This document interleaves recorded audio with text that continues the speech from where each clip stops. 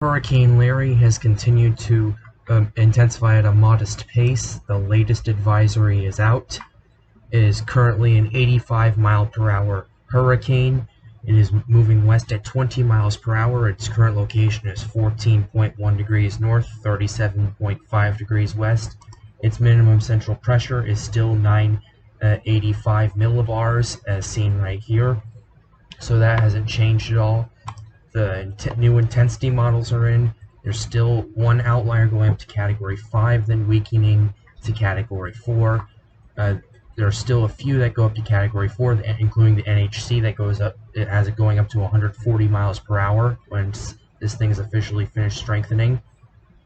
The majority of them are still in the Category 3, Category 2 range, and this is the latest track as of 11 p.m.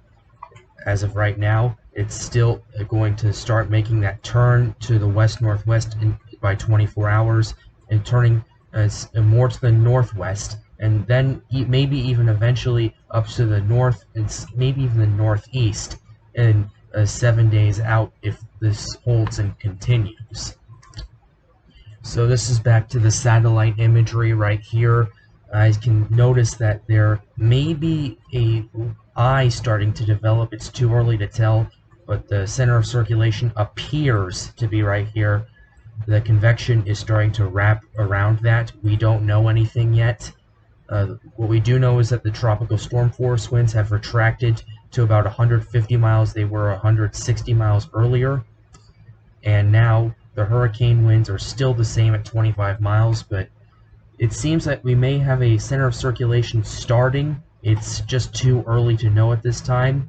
So if you want more updates, be sure to hit that subscribe button, turn on notifications for more updates.